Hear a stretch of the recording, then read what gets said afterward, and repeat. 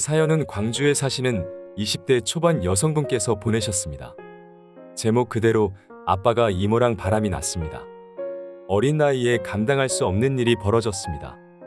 너무 말도 안 되는 일이라서 어떻게 해야 될지 댓글로 많은 조언 부탁드립니다. 무슨 일이 있었는지 지금 바로 알아보겠습니다. 안녕하세요.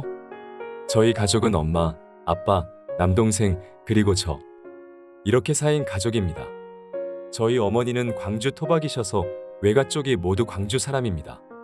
그래서 친척들끼리도 자주 보곤 하는데 가까이 사는 분들끼리 더 자주 보는 것 같습니다.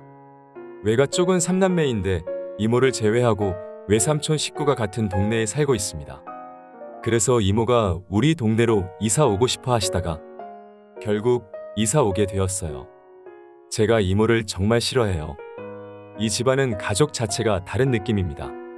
가족 같은 느낌도 안 들고 정 같은 건 전혀 없이 이기적인 느낌입니다. 이모랑 친척 동생들이 이사 오고 정말 자주 놀러 오고 자고 가곤 하는데 제 물건을 거의 허락 없이 막 쓰는 편입니다. 제 집, 제 물건 모든 걸 함부로 사용하고 빼앗긴 기분이에요. 이모가 잠을 자고 갈 때는 저희 엄마, 아빠는 안방에서 주무시고 동생과 저는 동생 방에서 이모네 식구들은 제 방에서 자고 가요. 방까지 빼앗기는 기분이라 놀러 오는 게 싫었어요. 그러던 어느 날 엄마에게 전화가 왔어요. 이모하고 아빠가 둘이 여행 간 것 같아. 집 앞 커피숍에서 잠깐 놀고 있어. 라고 말씀한 뒤 이모랑 아빠, 엄마 셋이서 만났습니다.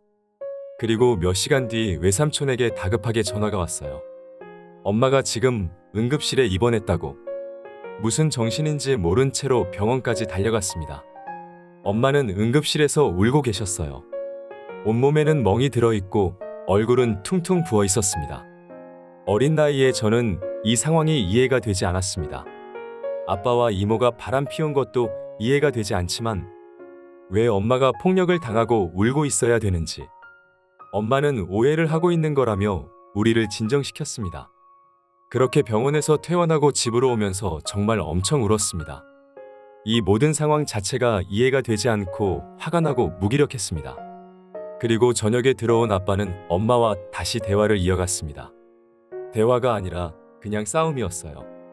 아빠가 일방적으로 엄마한테 내뱉는 헛소리들. 아빠는 한참을 욕을 하고는 화가 안 풀렸는지 집을 나가 버렸습니다. 그리곤 다신 집에 오지 않았어요. 며칠을 병들어 지낸지 모르겠습니다. 엄마도 마음에 병이 들어 저렇게 계시고 있고 동생은 군대에서 힘들게 생활하고 있는데 이 사실을 전달하지 못하겠습니다. 그냥 혼자서 방 안에서 멍하니 지냈습니다. 몸도 마음도 병들어 미쳐버릴 것 같았어요. 미칠 것 같은 생활을 지내던 도중 그래도 사실을 정확하게 알고 싶었어요. 혼자서는 아무것도 할 수 없어서 이모한테 전화를 걸었습니다. 이모, 정말 우리 아빠랑 바람 피워요? 무슨 말도 안 되는 소리니? 너희 엄마가 요즘 힘든 거 알지? 그래서 정신도 오락가락하고 이상해서 그래. 오해니깐 너무 걱정하지 말고 있어. 이제 와서 생각하면 제가 왜 전화한지도 모르겠어요. 그냥 아무 곳이나 의지하고 싶었나 봐요. 그때부터 조금씩 움직였습니다. 조금이라도 살고 싶었어요. 아빠의 행방을 이곳저곳 알아보니 친할머니 집에서 지낸다고 합니다. 근데 할머니 말로는 집에 잘 안 들어온다고 하시더라고요. 새로운 여자가 생긴 것 같다고도 말씀하셨어요. 그래서 이때부터 아빠가 바람을 피우고 있고 여자가 있는 것을 확신했어요. 외삼촌과 이모도 보러 갔습니다. 이모는 평소와 다르지 않게 주위 식구들을 대했습니다. 확신은 있지만 물증이 없는 상태로 살아갔습니다. 그리고 동생이 군대에 전역을 하고 집으로 왔습니다. 엄마와 저랑 둘이 살고 있는 것을 보고 큰 충격을 받았어요. 엄마, 누나, 힘이 못 되어줘서 미안해. 엉엉 우는 동생이 저는 정말 큰 힘이 되었습니다. 남은 우리 가족은 다시 생활을 이어가면서 힘을 냈습니다.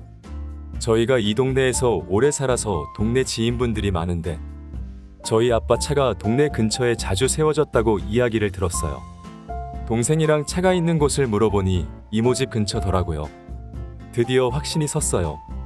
동생이랑 같이 이모 집 근처를 수색했습니다. 회색 소나타. 아빠 차가 이모 집 근처에 있는 게 확실하더라고요. 저희 남매는 그날 이후로는 더 이상 미련 갖지 않고 신경 안 쓰기로 했습니다. 아무렇지 않게 우리를 대하는 이모도 사람 취급 안 할 거고 아빠의 바람이 확실했기 때문이에요. 매일 일 마치면 혼자서 술 마시는 엄마에게도 이야기해줬어요. 저희 엄마 정말 불쌍하거든요. 그렇게 이혼당하고 매일 술만 마셨어요. 주변 사람에게 술 마시고 매일 전화를 거는데 아무도 아빠의 바람을 안 믿어줬대요. 평소와 아무렇지 않게 대하는 똑똑한 이모와 매일 술 마시는 우리 엄마. 믿을 수 없는 내용을 술 먹고 전화하는 엄마의 말을 믿지 않는 거였죠. 그렇게 우리 가족끼리는 믿음을 가지고 조금씩 회복하고 있었습니다. 그렇게 6개월 정도 지나고 엄마도 술을 줄여가고 있었습니다. 엄마한테 동네 지인에게 전화가 오더라고요. 언니, 내가 진짜 미안해. 그때 믿었어야 했는데 너무 당황스러워서. 요즘 형부가 여자를 데리고 다녀, 와이프라면서. 그래서 만나보니까 언니 동생이더라고. 진짜 입에서 욕이 나왔습니다. 언제는 아니라고 발뺌하더니 이제는 대놓고 다니는 꼴이 역겨웠어요. 외삼촌에게 이 모든 사실을 말하고 가족 전체가 이모 집을 찾아갔어요. 확실한 증거를 잡기 위하여 집 근처 주변에서 차를 대기하고 숨었습니다. 얼마 지나지 않아 아빠랑 이모, 친척 동생까지 같이 집으로 들어가는 걸 목격했습니다. 다정한 게 진짜 가족인 줄 알았어요. 저희는 사진과 동영상 촬영으로 증거를 남기며 이모 집으로 들어갔어요. 그때 아빠라는 사람의 얼굴이 창백해지더군요. 좋냐? 아들, 딸 버리고 떠난 곳이 고작 여기야? 행복하냐? 네가 아빠란 사람이야. 이때까지 쌓인 것을 다 쏟아부으면서 몰아붙였어요. 진짜 그 자리에서 다 찢어놓고 싶었습니다. 모든 친척, 가족을 다 소집했습니다. 여기 증거 있으니깐 너희들 눈으로 보라는 거였죠. 우리 엄마 정신병자 취급당한 거 억울해서라도 어떻게 동생이 언니 남자를 빼앗아가서 저렇게 모른 척하고 행복하게 살죠? 가족 모두를 모아놓고 그놈들에게 확답을 받았습니다. 이 동네에서 둘 다 떠나겠다고. 그리고 갑자기 둘이 헤어지겠다고 했습니다. 헤어지겠다고 하니 일은 빠르게 마무리가 되고 해산되었어요. 정말 통쾌한 하루였습니다. 우리의 긴 고통이 조금이라도 전달된 것 같아서요. 그리고 이틀이 지났을 때 아빠의 푸사가 바뀌어 있더라고요. 아빠랑 이모가 다정하게 찍은 사진으로요. 둘은 진짜 무슨 생각으로 사는지 도저히 모르겠어요. 엄마가 눈이 돌아서 전화를 했습니다. 당신들 지금 뭐 하는 거냐고. 아직도 아빠의 말이 안 잊어집니다. 우리는 절대 헤어질 수 없는 사이야. 솔직히 말해서 속궁합이 맞아 절대 헤어질 수가 없어. 정말 대단한 사람들 아니에요? 자식 보기 부끄럽지도 않은가요? 우리 이모도 대단한 말씀을 하시더라고요. 나는 남자들이 지나가면 밤꽃 냄새가 나서 미치겠어요. 근데 저는 그런 남자들을 가만히 둘 수가 없더라고요. 언니가 남편을 외롭게 하니까 그런 냄새 풍기는 거 아니야? 그런 형부가 불쌍해서 내가 꼬신 거야. 이 정도면 둘 다 병 있는 거 아니에요. 진짜 동생이랑 둘이서 욕이란 욕은 다 했습니다. 방에서 하루 종일 미친 사람처럼 소리 질렀어요. 그러다가 동생이 아빠에게 전화를 걸었습니다. 아빠는 전화를 받자마자 너희 둘은 이제 내 자식 아니니까 알아서 살아라. 그냥 너희는 실수야. 각자 행복 찾아가도록 해. 자기 할 말만 하고 뚝 끊었습니다. 다시 전화를 걸었지만 착신 거부시키더라고요. 그날 집에 남아있던 아빠의 흔적, 물건들을 다 부셨어요. 그 흔적들이 생각나고 보이면 하루 종일 토할 정도로 역겨웠습니다. 동생과 저는 더 이상 감정적으로 다가가선 남은 우리 가족마저 죽겠다는 생각이 들었어요. 그래서 외삼촌을 중재자로 아빠와 계약서를 작성했습니다. 저와 동생에게 매달 위로금 명분으로 50만 원씩 보내기로, 그리고 현 이모 집의 계약이 끝나는 8개월 뒤에 이 동네를 떠나기로요. 그렇게 깔끔하게 계약서를 작성하고 더 이상 사람으로 안 보기로 했습니다. 그리고 20일쯤 지나 돈 보내기로 한 날이 되었습니다. 역시나 돈은 입금되지 않더라고요.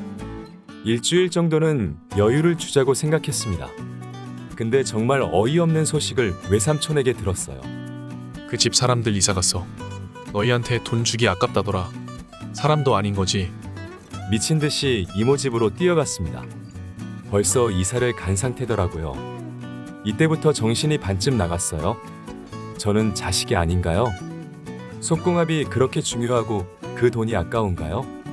저랑 동생은 아빠한테 정말 실수인가요? 엉엉 울고 있는 저를 동생이 안아주면서 이성적으로 행동하자고 했습니다.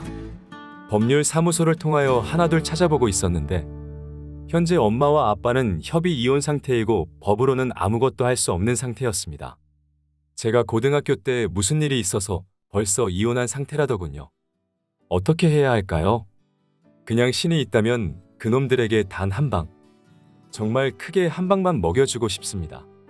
남은 가족이 무슨 큰 잘못을 했길래 이렇게 당하고만 살아야 할까요? 오늘의 사연은 여기까지입니다. 사연자분의 심정을 모두 이해할 수 없지만 있는 게 좋을 것 같습니다.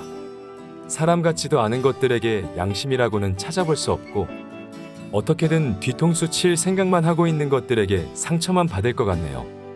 현재 의지할 곳 없고 병들어가고 있는 시점에 복수보다는 같이 병들어가고 있는 남은 가족들을 보살피는 게 어떨까요? 기회는 올 거라고 생각합니다. 사연을 읽다 보니 아빠와 이모는 나중에라도 복수의 기회가 올 것입니다. 그러니 그 기회가 올 때까지만 주변 사람을 보살피면서 힘을 기르는 게 좋아 보여요. 오늘의 사연은 여기까지입니다. 사연에 관한 다양한 댓글 남겨주세요. 그리고 신청하실 사연이 있으시다면 아래의 메일 주소로 보내주시면 사연 제작을 도와드립니다.